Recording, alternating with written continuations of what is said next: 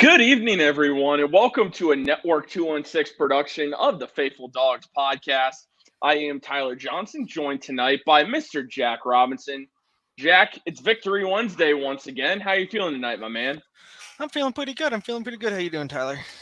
Uh, Not too bad, dude. I would say, obviously, I'm a little tired. It's Wednesday. It's middle of the week, so I feel like I'm always tired. But other than that, Browns once again just keep finding ways Finding ways. finding ways to win. And of course, we're going to get into it because there's plenty to talk about tonight, including some recent news that we just got about an hour ago. But before we get to any of that, guys, as a reminder, be sure to drop a like on tonight's live video. Help that YouTube algorithm grow for Network 216, and subscribe if you're brand new to Network 216 and to the show. It's completely free to subscribe. We're on the road to 3,000 subscribers before the end of the year. You also can watch the show tonight on Lockerverse. Join us in the Dog Pound chat, and we will answer all of your questions, comments. We'll do that on YouTube as well. But if you go over to Lockerverse, you also can watch QB Unplugged with Browns quarterback Deshaun Watson and Quincy Avery, and that is only available on the Lockerverse app. So a great reason to head on over to Lockerverse. Jack, there was some news that came out very recently. Mary Kay Cabot is reporting that Washington Commanders quarterback and former Cleveland Brown, Jacoby Brissett, the Browns could pry him away from the Washington Commanders. It looks like if they decided that was something that they wanted to do. So the compensation, it looks like it doesn't appear it would cost much. I find it hard. Given the situation in Washington, I don't know. I really don't think they would trade him again. That's just my opinion. But it says the Browns could likely get Jacoby Brissett away from the Commanders before the trade deadline. So what I have to ask you is, the reason I'm bringing this up, Deshaun Watson will not play this week. He is injured. We know he's injured. For anyone who's questioning that's questioning that, it's apparent he is injured right now. PJ Walker has been signed to the active roster and will start this week. My question for you is, would you trade for Jacoby Brissett? Would you roll with PJ Walker until Watson comes back? Because now it looks like he is going to be out at least probably 2 more weeks and probably get him back around the Baltimore Ravens game. What would you do if you were the Browns? You know, it is a difficult question because obviously you don't want to bring in a guy like Jacoby and give up draft capital if you're expecting to get Deshaun back and have him play for what you would assume is the rest of the season. So it's a difficult question, really. If would you want to give up some like some asset, whether it be like some mid-round pick or something of that sort, in order to get a guy like Jacoby, who obviously he has played for the Browns. He knows the offense very well. And when he was playing for us, he was a very suitable backup quarterback. And really the thing is that I think that if you want to go really deep in this season and have a good chance of making the playoffs, I think you actually have to make this trade, because just the way that the Browns are currently set up, having now it's good that they did declare that Deshaun is not playing this week, because it does give PJ the best chance to really get prepped.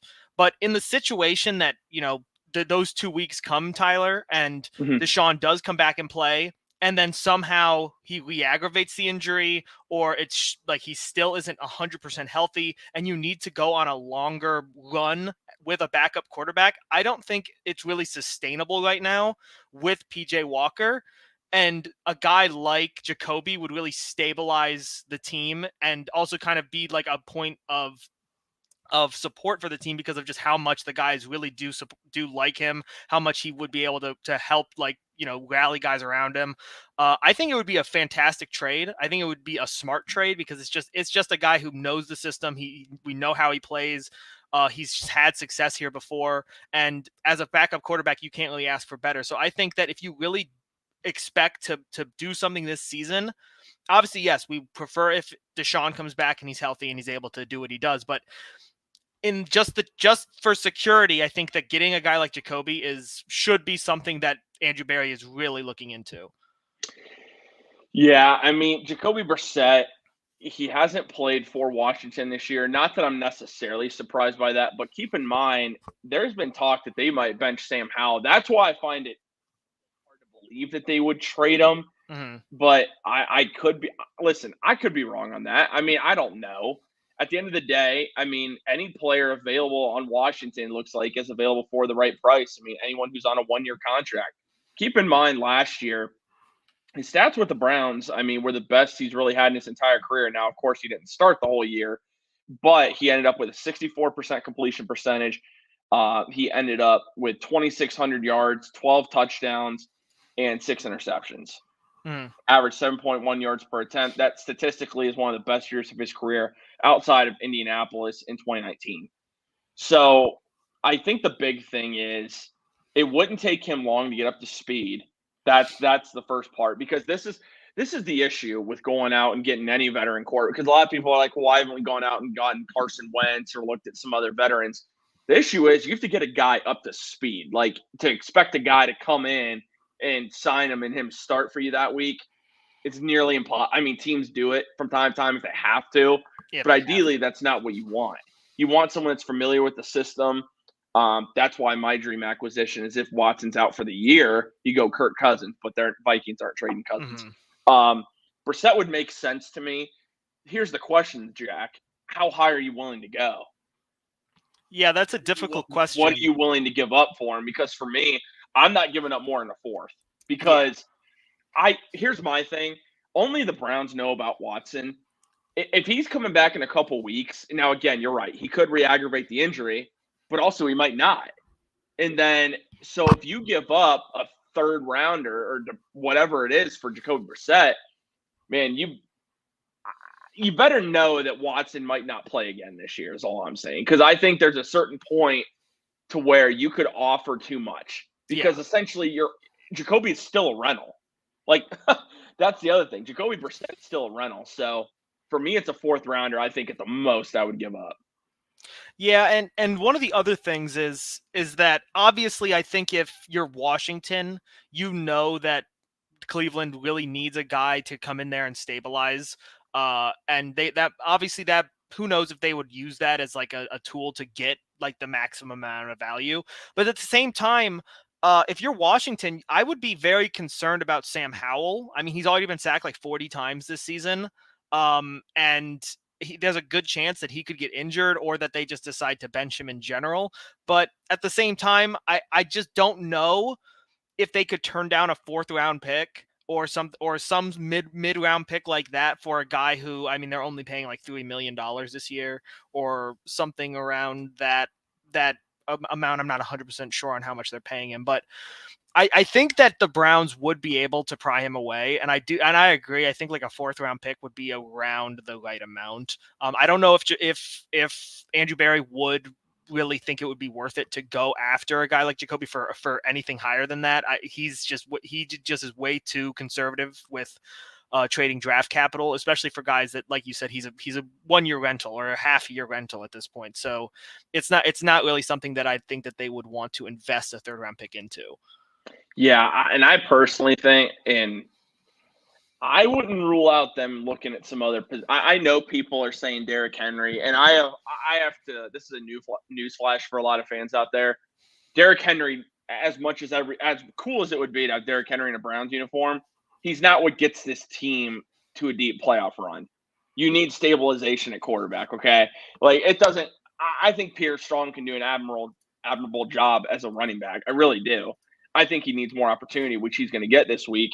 But everyone that's beating the drum for Derrick Henry, it just doesn't like. It would be cool, but it just doesn't move the needle for me. Now, there's two moves, Jack, that would interest me personally, and I want your thoughts on them. So, the first one I'm going to go with is Hunter Renfrow, wide receiver from the Raiders. Now, the reason why, for everyone's like, well, we don't need another slow receiver. Listen, okay, I get it. You can put Elijah Moore outside, which he has done plenty of times, and then you put Hunter Renfrow in the slot, which is where he's comfortable. Now, why do I suggest Renfrow? Deshaun Watson from when they won a national title together at Clemson. And to me, it would just make a lot of sense. Someone he's comfortable with.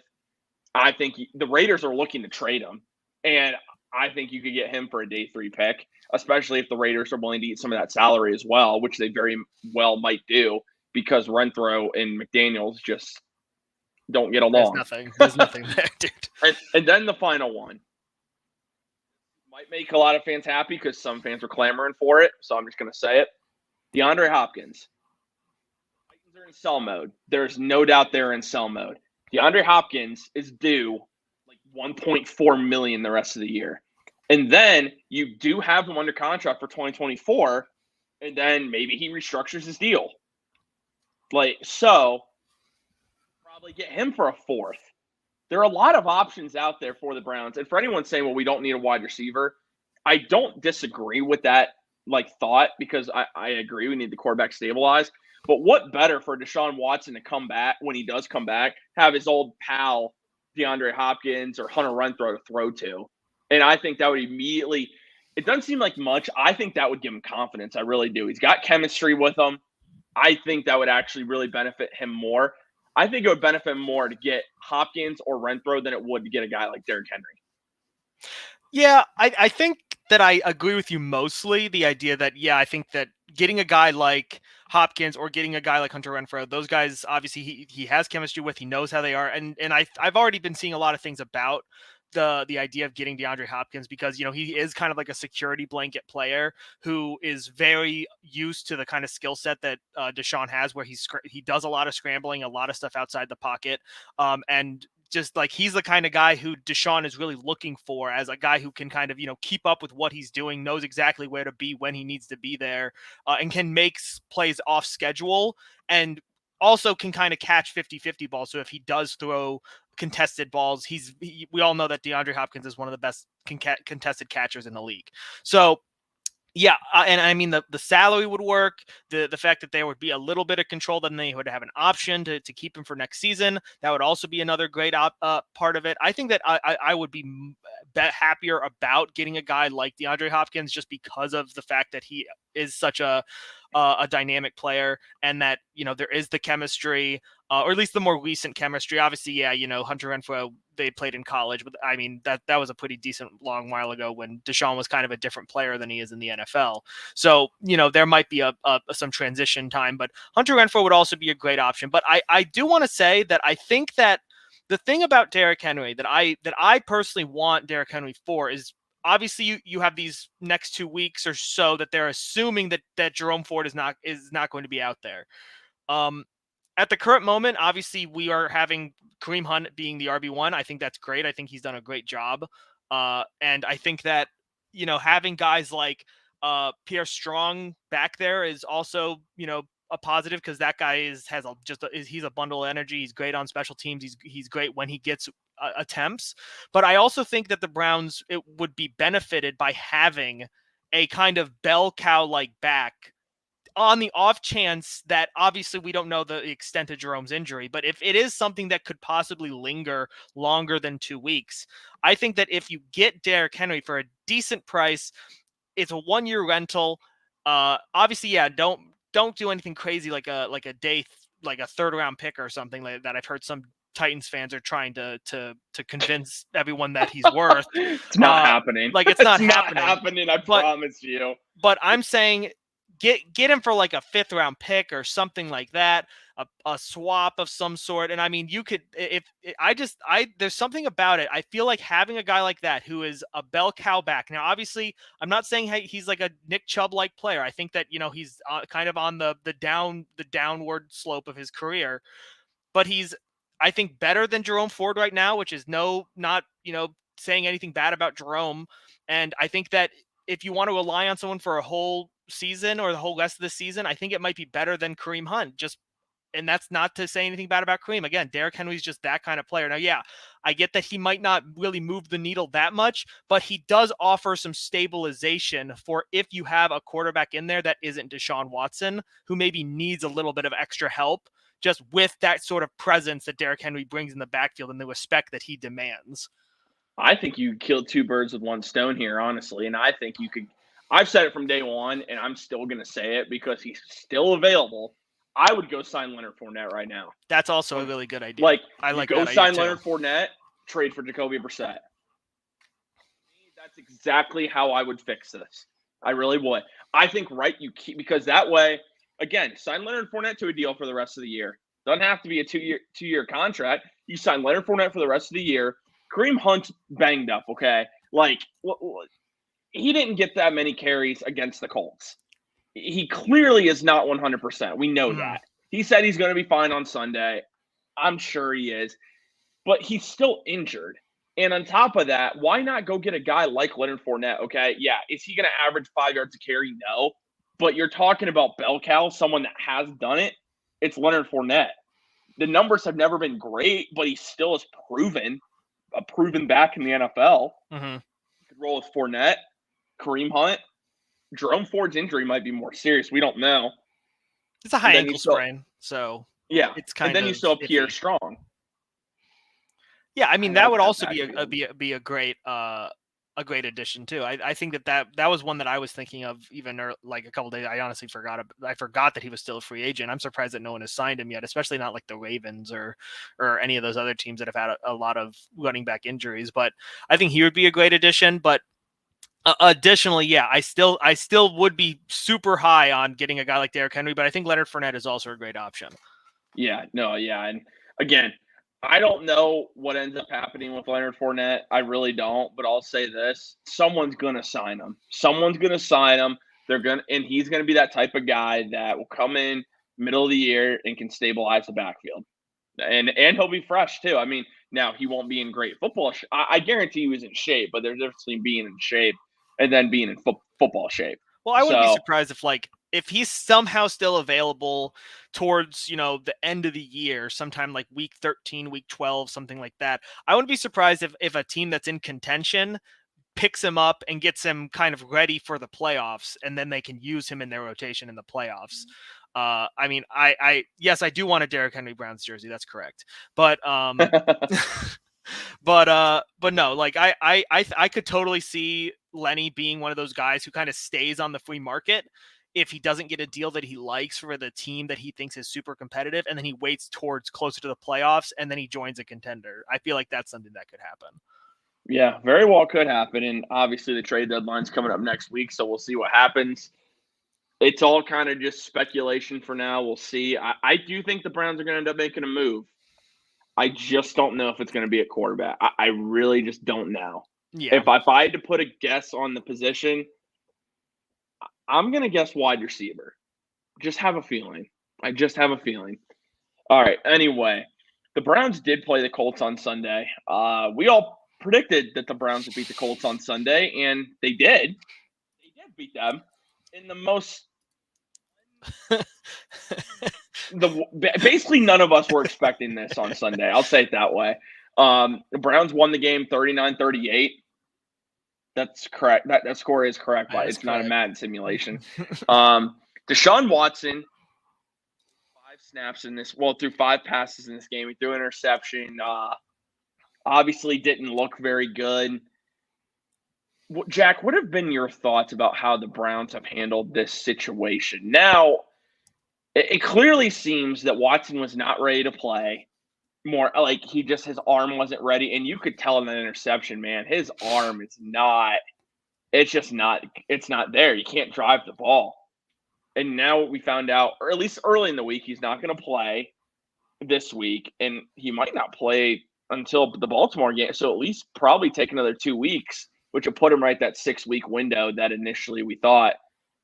But what are your thoughts on this whole situation? It kind of seems like he was rushed back before he was ready. I feel like this is a situation where you have a confliction between trusting the medical staff and trusting Deshaun's own idea of how ready he is to play. Because I mean, they knew pretty early on that he had some sort of shoulder injury. I'm pretty sure that they had a good idea that it was going to be that it was a rotator cuff injury, that there was some damage, because obviously there was some swelling that they were dealing with the week leading up to the Baltimore game. So the thing is that I feel like in that case, they should have put him on IR immediately. I think that they shouldn't have done this little tiptoeing around it and trying to figure out, can he play? They should have said, Deshaun, we trust you, but our medical staff says that you have damage or that you have a rotator cuff injury. It's your throwing shoulder. We'd prefer it if you just, chilled out for a month for 4 games. We have the bye week. You're going to have just an extended little bye and come back. And it would be, I think, around this week that he would be able to come back against Seattle.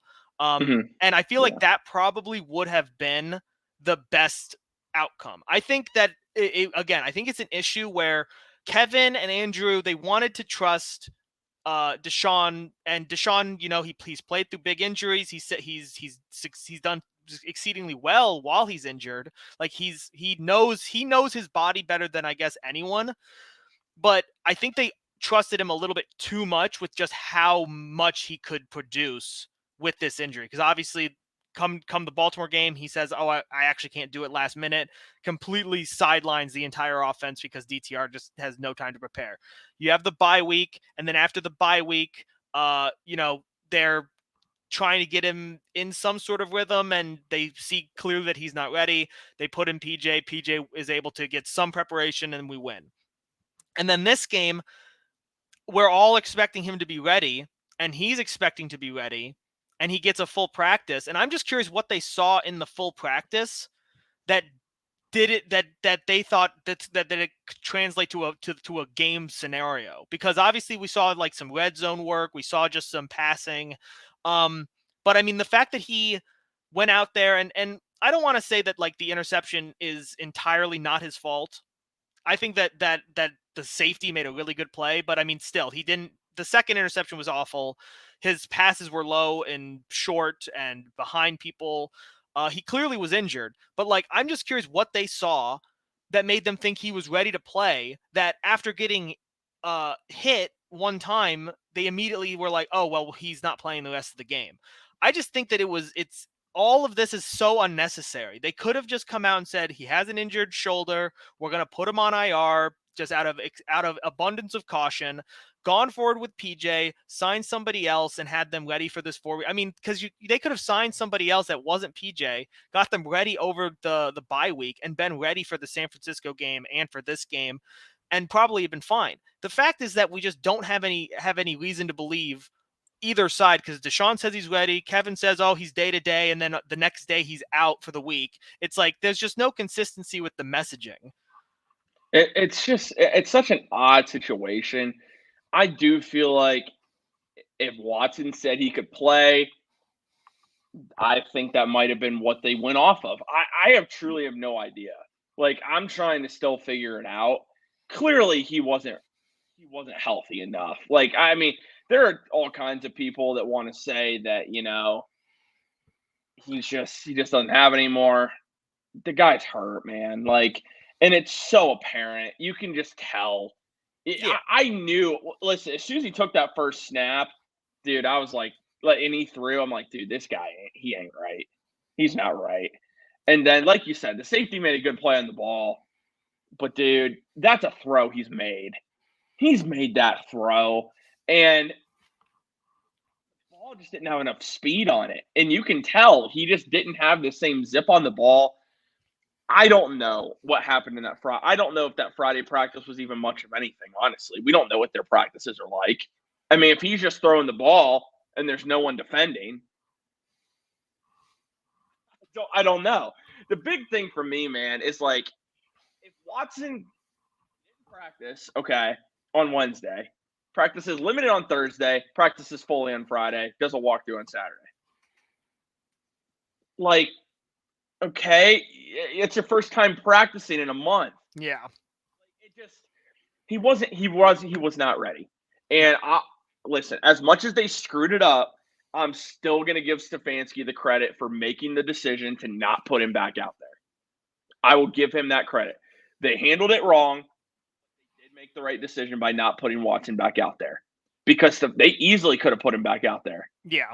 And they didn't. They went with PJ Walker, and they won this football game. But I think moving forward, Jack, how would you handle this situation? I think people are saying put Watson on IR. I just don't think they're going to do it. I feel like if you were going to put him on IR, you would have done it already. So how do you think they end up handling this? I think that their current plan for right now is that they're going to rest him this week, obviously. And then next Wednesday, they're going to do probably maybe another MRI just to see if it's healing the way that they think it should. Obviously, Kevin was saying stuff about there being some swelling in the interview today. And maybe they'll do some more intensive workouts, like some actual like first team reps, like things that you would expect him to be able to do as the starting quarterback. And if he still doesn't look close to ready to actually play in game, I think that they sit him for the Cardinals game too. I think that they say, you know what, this was originally a 4 to 6 week injury. We're currently in week 4 to 5. Let's go ahead and just go the full 6 weeks. Just totally shut you down so that your shoulder comes back as close to 100% as we can get you. Because then after the Seahawks game and the Cardinals game, which I think are very winnable games without top tier quarterback play. Obviously, they're going to be difficult without a top tier quarterback. That's just how it is. But yeah, they're still winnable because the teams aren't as difficult as the ones that come after that, which are going to be Baltimore and Pittsburgh, which obviously are more important because they're division games. And so I think that they're going to be like, hey, if we win one of these games, if we lose against the Seahawks, win against the Cardinals, and then we have you back 100% or as close to 100% as we can for Baltimore and Pittsburgh, I think that's the best option because those games are more important. And if you're 100% healthy for those games, I think that benefits us way more than rushing you back to play the Cardinals. So I think they rest him the next 2 weeks. So the Seahawks game and the Cardinals game, and then they bring him back against the Ravens in Baltimore. Yeah, no, I agree with that, man. I really do. I think that's the way you do it. You could even talk me into bringing him back at home against Pittsburgh. That could be the move. That could be the move too. That's going to depend. Honestly, I think it's going to depend on what is the Ravens' record come that game. Come week. Is that week 9? I want to say week 9, week 10. Wait, it's week 8 this week, right? Yeah. Yeah, it's week 8. Week 8. Yeah, week 8. Yeah, week 8. Okay, it's week 8. 10. Oh my gosh. Yeah, so it would be week 10. So if it's week 10 and the Ravens are like what, 8-2, or do they have a bye? Do they have a bye soon? I think here. I can check that real quick just because. Let's say that they still only have 2 losses and they either have 7 or 8 wins. Their bye week is actually week 12, week 13. Okay. My bad. Okay, so let's say that they are 8-2, or even 7-3 going into that game, and the Browns are let's say they split these 2 games, so they're 5-3. I think that in all totality, that the Ravens for the most part are likely to win the division anyways. And so if that's the case, maybe they say, hey, we might not win the division, but we can at least make sure that we get into the playoffs in a wild card spot.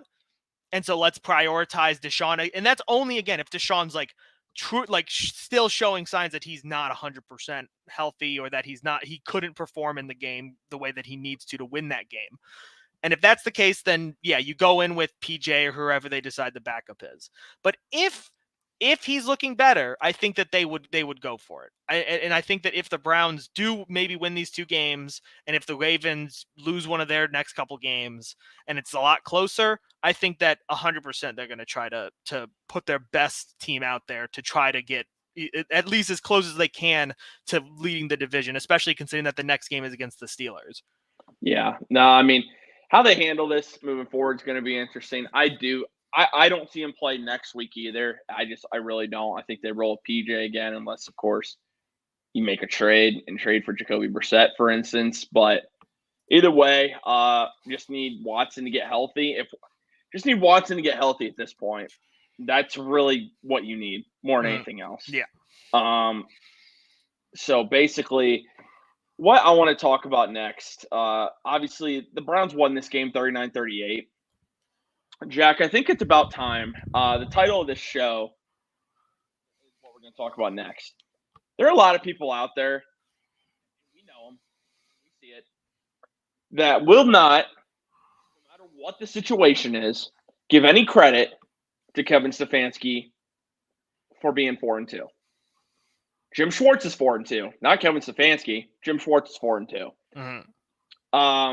Kevin Stefanski, just for a recap, Deshaun Watson's played 3 games, maybe 4. What I mean, you can consider it, I guess, 4 if you. Well, we're gonna say 3. If you want to count through the five passes he threw, then yeah, exactly. I'm gonna say 3 though. Yeah, 3 full games. He's played with an XFL quarterback the last couple weeks. He's played with a 5th-round rookie. He's without his right tackle. He's without Nick Chubb. There's been a lot of other injuries throughout the year. He's also has a suspect left tackle. Browns are 4-2. You know, there used to be a time where however we won, it really didn't matter. We'd just be happy we won. But now as a fan base, there are actually people mad because we're not winning and doing it in a way that looks good.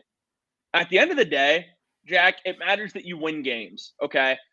Like, I shouldn't have to see people complaining about the fact that, oh, well, the play calling wasn't good, so he sucks. Play calling wasn't good, so you know what? Oh, we're not 4-2.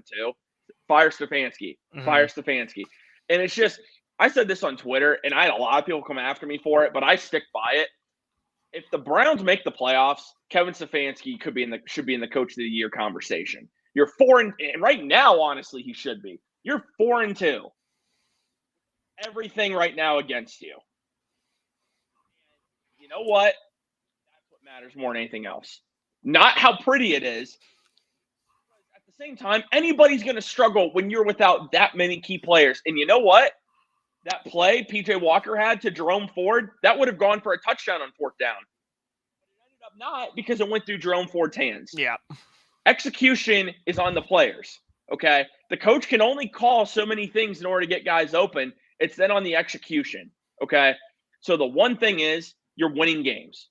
What are your thoughts on this? Because I think it's just getting ridiculous. You have to give the head coach credit for winning and not just criticize them when we lose. Yeah, like I can understand why people are frustrated because it's like, yeah, would we prefer the games to be this perfect we're hitting guys open and we're going down and we're scoring a bunch of touchdowns and the game looks so easy and it's going exactly according to plan and we're up by 2 touchdowns in the 4th quarter and the game is you know, you don't even have to watch it anymore because you know you're going to win. Yeah, obviously that would be better. Obviously every game coming down to the wire and the offense looking kind of sluggish and not looking good. It sucks watching that. I mean, I can tell that every single person who watched that game was stressed out of their minds. I literally was in a cold sweat watching the game, watching the final drive, watching all this stuff happening because it's just so stressful. And I hate being stressed out when I watch football. But at the same time, these are the type of games that the Browns used to just lose, that even if it was close, they would lose. And yeah, can we complain that the play calling maybe is suspect sometimes, or the play was bad because the shovel pass over to Jerome Ford went through his hands and it became a loss of like 9 yards or something. Kind of what Darren's saying, it's not sustainable. Well, I'd prefer to have the issues of, is this sustainable? What kind of things do we have to fix? Have these kind of questions when we're 4-2 than when we're 2-4. I'd rather have these discussions after a win than after a loss. And the fact that this team is still, competitive and they're still focused and they are still, very much dedicated to winning every single game. And they aren't just, big bad play, let's just phone it in or something like that. Like that has to count for something. I know that it's not pretty, but I'd rather win games ugly than lose games pretty. Like it's just, it doesn't make any sense. And I'd prefer it if that we could, when we have these discussions, when people have these discussions, they can at least say, yes, I'm happy we're 4-2, but I hope we get better, because that's at least something that it's like, hey, I can recognize that, we aren't winning the way that, is going to help, like, can be, replicated continuously, but at least we won and we can try to get better in the future. rather than just say, oh, we didn't win the way that we're supposed to win, which doesn't make any sense, the way you're supposed to win. Therefore, I think we should fire the coach who helped us win. To do what? To like what is the actual end goal of firing Kevin Stefanski right now? What do people want? I don't know. They want Jim Schwartz to be head coach, apparently. He doesn't want to be the head coach. Like the thing that just doesn't make sense to me is we've waited so long to have a decent head coach. Truly. I mean, we've gone through head coaches left and right. I'm fully convinced that there are people out there that rather go through this every year, truly, than have what we have right now. Like, I get it, okay? We're not winning games, and it's not looking pretty.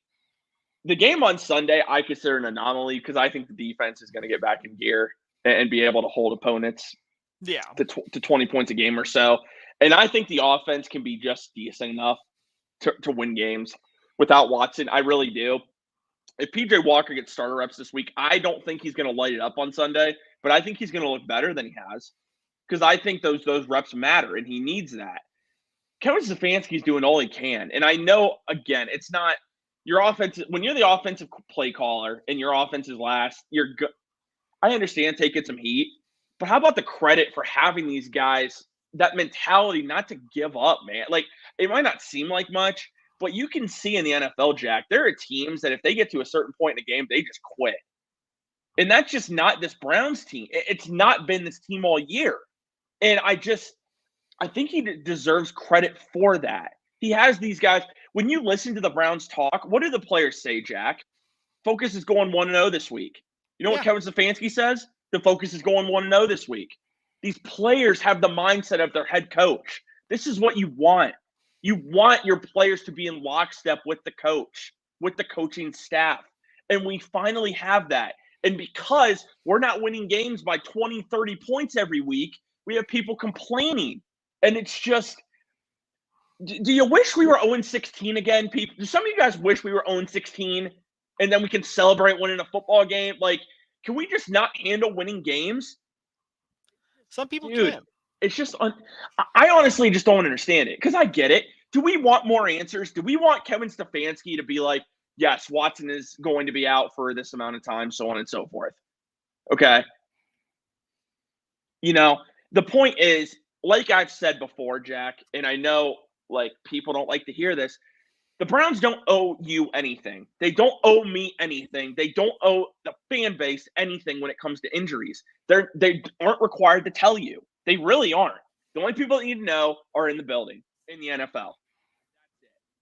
Yeah, I required to know anything. Yeah, I know we're not required to know anything. And look, there you can criticize Kevin, but just give, again, like kind of what Tyler was saying, given what he's had to go through in terms of having to change signal callers 3 times already, PJ coming in right after Deshaun has started 2 drives, and obviously the game plan was not designed for PJ. And it took them a while to even get into a rhythm passing.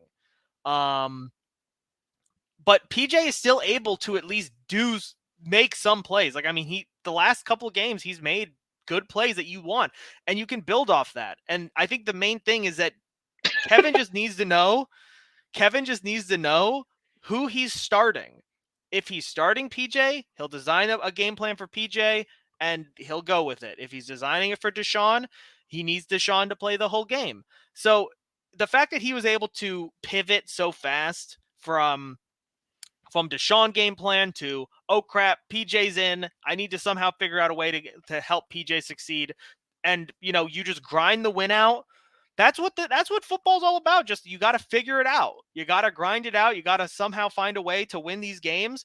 And, we can discuss ways to make it look better another time. But the main thing is that every single week you go 1-0. It doesn't matter how you do it. It doesn't matter what it looks like. It doesn't matter what people say about it. You go 1-0 every single week, and you'll have success. And if you need to improve, the time to do it is not, after a loss. Would rather do it after a win every single time.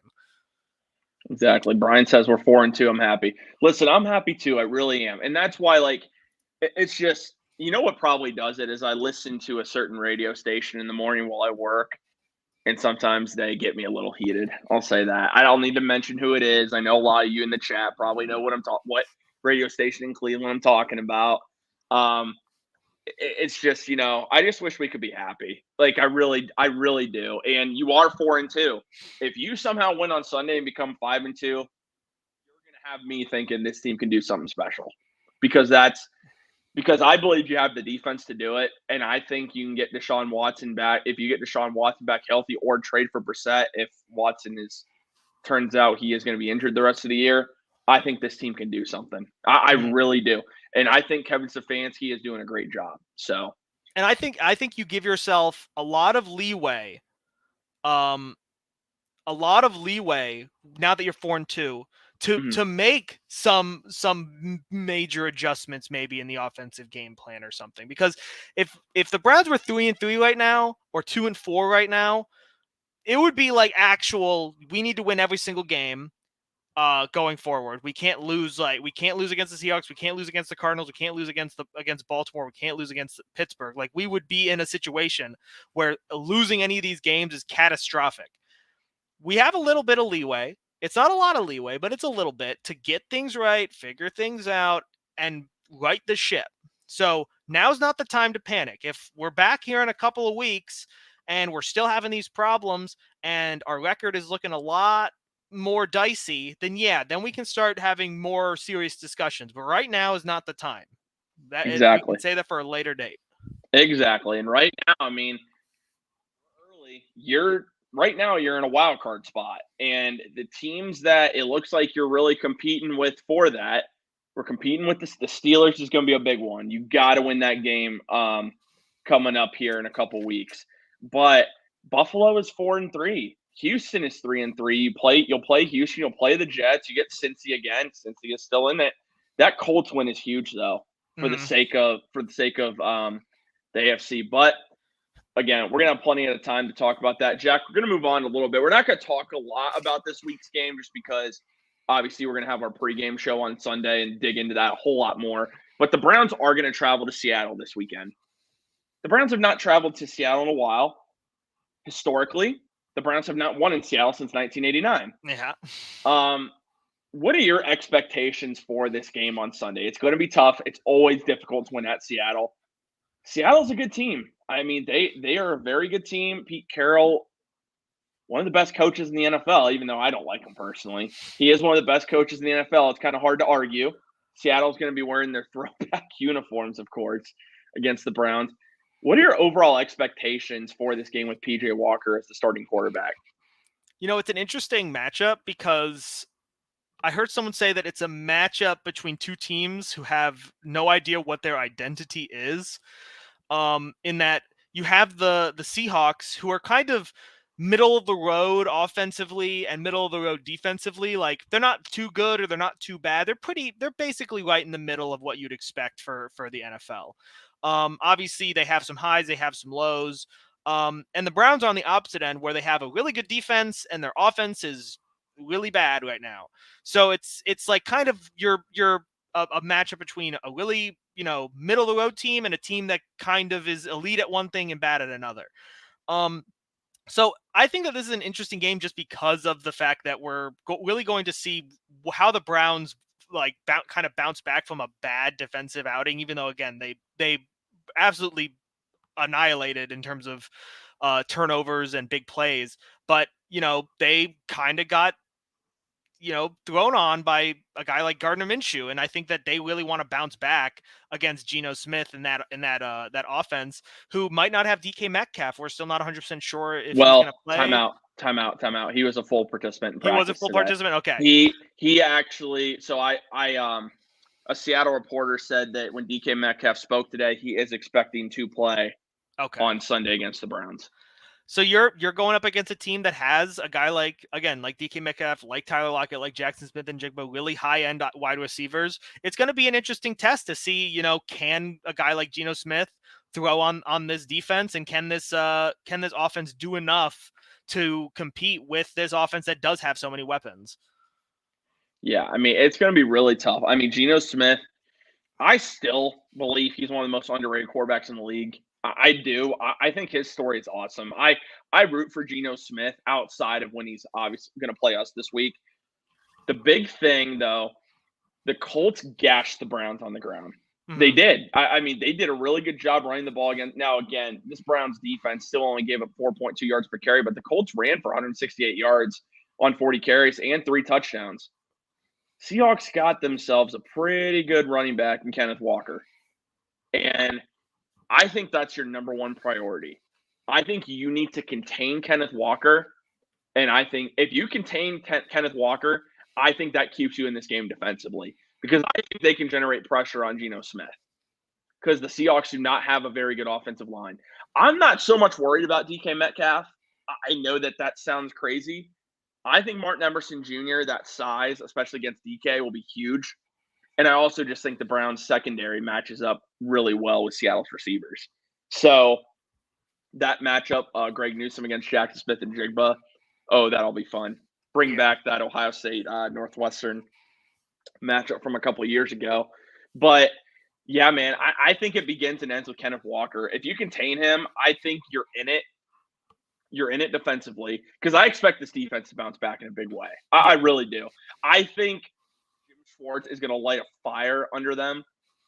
I really mean light a fire under them and going to have these guys ready to go. And if I'm wrong, I'm wrong. I have a feeling, though, that's going to be the case because they played about as bad as they possibly could. And they won the game. Well, now let's change that a little bit. Let's change that. Let's go out and dominate once again. I need to see it. And I think we're going to see it on Sunday. Offensively, just I'd say have the run game open up the pass. Just do whatever you can to gain yards and get in field goal range and just see what you can do. I think the defense needs to force turnovers in this game again for you to win or even score a touchdown. I think that's what's going to come down to. Because, nothing against PJ Walker, man. It's a tough situation that Stefanski's in. It's going to be up to PJ Walker to execute. So you're going to be without Jerome Ford. So without your starting running back, and I say starting because he is starting without Nick Chubb. So basically you're down to your third running back, essentially in Kareem Hunt.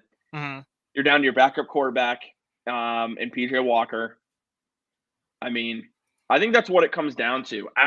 Now, again, we're going to talk about this game a lot more coming up on Sunday at 11 o'clock. But, Jack, for this game, we're just transition right into it. Who do you have winning this game? What do you think ends up happening? Well, the way I look at it is the Browns defense is, I think that we both agree that they're going to have a kind of a snapback game. They're going to come back and kind of, rectify some of the issues that they might have seen, mostly stuff like their tackling. I think that their defensive line is going to continue to be what it's been basically all year, which is dominant. Myles Garrett is going to get pressures. Za'Darius is going to get pressures. They're going to be able to do what they do. And I think that, Kenneth Walker, he's a very good running back. I think that they're going to be able to do what they do, kind of keep him, contained to around 4 yards per carry, and do what they can to really minimize his presence as much as you possibly can with a guy of his caliber. And yeah, I think that the defense, especially the defensive backs, are going to do their job to really make it just hard for Geno to find the open man and make it easier for the defensive line. And I also think that, the offense, I think that the offense is going to be able to do its job because even though, PJ has not played very good, I think give him another game where he has the full game plan prepared for him from Wednesday all the way up until game time. It's going to be a rough game just because Seattle is such a difficult place to play in as a visitor. They've got really good fans. They've got a really good arena. It is a massive home field advantage for them, especially for the Browns who have to go all the way across the country to Washington to play. But I think that the Browns are going to be able to tighten up defensively, put pressure on Geno. Geno is prone to making mistakes. and they have had some rather strange outings from him the last couple of weeks where he hasn't really done a lot in the air, and they've kind of just let Kenneth Walker sort of keep them in a lot of these games. So I think that if they can contain him, which I expect them to do, and if they can just have the offense be somewhat consistent, that's the main thing, is just some consistency. I think that the Browns can win this game, and I think that the Browns will end up winning this game 26 or 27-17. Okay. All right. Well, Zach says Seahawks 24, Browns 21. Mm-hmm. The Browns, like I said, have not won in Seattle since 1989, and they're still not going to do it. I just think there's way too much stacked against them this week. I really do. They have really pulled out some wins the last 2 weeks. There's no doubt. And I'm not saying they can't do it. I think this is going to be a close game all the way. Mm-hmm. I really do. I just think Seattle is healthier. They have more talent on the offensive side of the ball. And I know this Browns defense is good, but I just don't know if PJ Walker in this case is going to do enough for the Browns to win. I got Seattle in this game. I got them 24-17. But I hope I'm wrong, and I want to be wrong. Now we're going to give the rest of our game predictions for the week. Zach is 18-10. Apparently, he must have done pretty good last week. Anyway, Jack. Well, actually, I'll just read off Zach's real quick, just because we have them all. He's got the Bills over the Bucks. Took mine. Texans over the Panthers. I changed mine because I had that too. And Cowboys over the Rams. I had all of those games, so I changed at least 2 of them. But anyway, we'll start with your first game other than the Browns game. What do you like? I like the 49ers over the Bengals. I think that they're going to have a bounce back win against even with Sam Darnold at quarterback. Is Sam Darnold playing at quarterback? Brock Purdy's in concussion protocol. He's in concussion protocol. Yes, I think even with Sam Darnold, I think that they'll get the win. Okay. All right. I like the boldness. I really do. I mean, once again, I got the Bills. I got the Bills. I think they're going to bounce back. I tried to pick another game, but, I didn't want to. Anyway, you got the next one. Let's go with the Chargers over the Bears. I think I don't think that's going to be a lovely Sunday night football game. Yeah, that's going to be a great game. Could have put the Browns on Sunday night, but whatever. Yeah, 2-4-2 teams that are looking really like 2 completely polar opposite. I mean, what an interesting game. Nope, we're gonna put the Bears and the Chargers. With a bet, yeah. Oh my goodness. Anyway, it's fine. It's fine with me. I gotta do a live game watch, and so I'm kind of happy it's not a night game. Just after last week, that was brutal. I had to do that one. Anyway, I'm gonna go with the team we just played. I'm gonna go with the Colts over the Saints. I like that. I think the Colts have a really good team, like in terms of like their talent and their roster. Like Zach Moss is really good. Jonathan Taylor is obviously a great player, and I mean Josh Downs and Michael Pittman. Michael Pittman had kind of a rough game, other than that big break off. But they have talented players. 100%, they have a talent. They I'll admit, I took them for granted. I didn't take them that much for granted, but like I just thought that with Gardner having such a bad game, that it would just be a kind of a rollout for them, where it's just like, they're kind of in a rough spot with Anthony Richardson not being in there, but they have a pretty decent squad. I'm gonna go with the Jacksonville Jaguars over the Steelers. We need Jacksonville.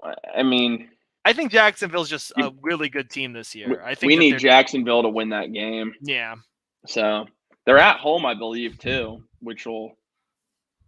No, they're at Pittsburgh. No, they're at Pittsburgh. And I mean that's rough, but I think that Pittsburgh they're kind of in a similar situation to what we've been doing, where they've just gotten a couple lucky breaks for their games. Like they should not have gotten that first down the other week or last week against the Rams. They've been getting a couple of lucky matchups. a lot of people have been saying that the Browns this year are essentially like the Steelers every year, where they just get random wins that they had no business getting, or they just get a huge Sign me lucky up. break. I'd love, Sign me yeah, up. great, that's awesome. I love that. I love getting lucky breaks. We never get lucky breaks, so I'll take any lucky break you can give me. Yeah, dude, people say you get lucky. I mean, yeah, we've gotten lucky. You know what? We're due for 25 years, making up for 25 years of no luck. So give me all the luck in the world. All right, my final one. It shouldn't surprise you, but it's more so just because I went 1-3 last week, and I'm going for one that I would assume would be a lock. But with the NFL, nothing is ever a lock. I got the Lions at home on Monday against the Raiders. I'm taking the Lions. Don't worry, I also went 1-3 last week, so I'm 18-12 currently. I mean 16-12. My bad. I'm 13-15. Wow, Yeah, that's brutal. I had because I've been like 500 all year, and then I went 1-3 last week, so I'm just. Jeez, man. Well, hey, you know what? There's nothing better, Jack, as far as really just whenever you're losing in life, one thing you're never going to lose at life is if you're wearing and supporting Homage Athletic Apparel. That is such a true statement you just said. Look, guys, I say it every week because most of my script is the same. I don't have a script. Homage is just the best clothing brand that you could probably buy for if you're a huge sports fan or just a fan of your city or wherever you live. I mean, if you have a favorite team, which I mean, we all have like 3 or 4 favorite teams, and obviously I had to rock the Cavs. But if you have a favorite team, whether it's the Browns, Cavs, Guardians, they got stuff for basically everything that you want. You saw on the pregame show on Sunday that I was wearing that awesome Cleveland Browns white helmet crossover with Homage. I mean, it's so clean. And again, if teams like or if places like the Cleveland Browns, or I mean, even the Cavs, if they're doing crossovers with Homage, that it's high quality stuff. That it's stuff that they want to invest in, that they want you to be able to feel comfortable wearing, and they want you to buy. And I mean, they have all different styles. They've got the t-shirt like the one that I was wearing. They've got hoodies. They've got long sleeves. They've got just sweaters, pullovers, stuff like that. I mean, basically any kind of piece of clothing that you would want, they have it, and they have it in awesome designs. Whether it's just simple stuff like this, or the cool like NFL Jam, NBA Jam crossovers, like those old video games. I mean, just cool stuff that you really can't find anywhere else in the high quality that they provide. And also, they're all super comfortable. They feel great. They fit great. I mean, it's getting super cold now, so I'm sure that Tyler, you're wearing all of your hoodies or your t-shirts all over the place. Always. I mean, whenever I'm going out, I'm like, I want to wear this. I want to wear something comfortable. I want to wear something warm. Homage is one of the first places I go to. Sometimes I wear Homage t-shirts and sweaters, so it's kind of like I'm double repping. And again, it's the best quality apparel if you want to support any of your favorite teams, any wherever you live, your favorite city, your favorite town, your favorite pop culture reference or whatever.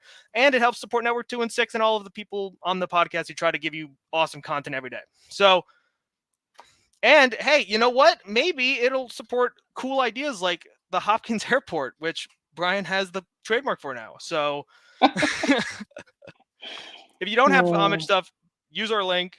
Go over there, check it out. And I'm telling you guys, you're going to find stuff you like. It's just a fact. Absolutely. No, absolutely, Jack. Very good point. As we're wrapping things up, man, is there anything else you want to add? It's not the end of the world because the win was ugly. Just be happy. You can be stressed and happy at the same time. I promise you. Yep. No, I agree. That's absolutely true. I hope more people start to take that advice, because we absolutely need to be taking that advice. As a reminder, guys, be sure drop a like on tonight's video. We really appreciate everyone that tunes in, not only tonight, but every single week. Subscribe if you're brand new to Network 216, completely free to subscribe. But also, we are going to be back live for our Browns versus Seahawks pregame show Sunday at 11 o'clock. You guys want to make sure you don't miss it. We're going to get to all your questions, preview all the matchups, keys to the game, how the Browns can come out with a win against the Seahawks. Spoiler alert, it's going to be very difficult, but we're going to break it all down for you on Sunday at 11 o'clock. We also have the Dog Chug coming up here in less than an hour here on the Network 216 YouTube channel. They have all the laps you guys want for the week. You're going to want to make sure you don't miss them. It's going to be a special Cavs Chug edition because the Cavs are opening their season tonight and the NBA season is underway. So want to make sure you guys tune into that. Also, members of Network 216 will be live on Lock Reverse tomorrow night at 7:30 to break down the Week 8 NFL action. Thank you guys for tuning in this episode of the Faithful Dogs podcast. We can't wait to talk to you guys all again soon. And as always, go Browns. Like, comment, and sub. Buy homage and check out the Dog Chug.